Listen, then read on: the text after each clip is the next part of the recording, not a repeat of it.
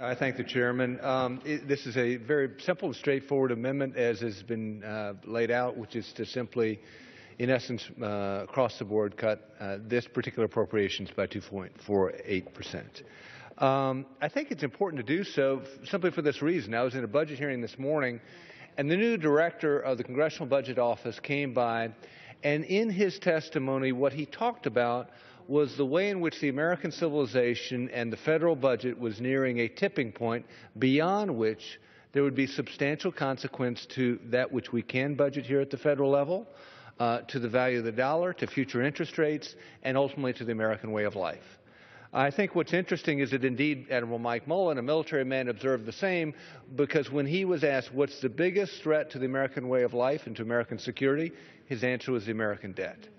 Churchill once observed that the beauty of the American political system was that it always did the right thing, comma, after it had exhausted every other possible remedy. And my fear in this is if we wait late in the game, and this is exactly what the budget director was talking about this morning, if we wait, the consequences to waiting in numerical terms become horrific. That we're dealing with a math trap that compounds with time. Einstein, in fact, was once asked what's the most powerful force in the universe, and his reply was compound interest.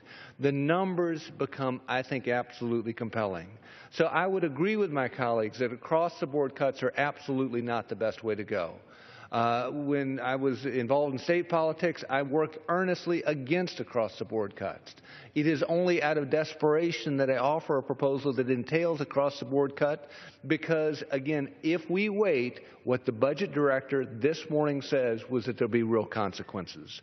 I'd make 4 additional points. One, if we're serious about addressing the entitlement problem, then we shouldn't be borrowing from entitlement spending to fund mandatory spending. And that's exactly what this particular appropriation bill does, to the tune of about $10 billion. So I think that if we're really going to get earnest about entitlement spending, this would be a place to start, which is part of the reason as to why we focused on this particular appropriation bill. 2, my colleague from California mentioned that the national debt is an all-time low. That's incorrect. In fact, we're at an all-time high. If you look at, the numbers, roughly it took us 200 years to get to $5 trillion in debt. Over the Bush administration, we went from 5 to 10, it doubled, and now during the Obama administration, it's going to double again from roughly 10 to 20. It's an all-time high. For a host of reasons, again, I would ask support for this amendment, and with that, I'd yield back the balance of my time.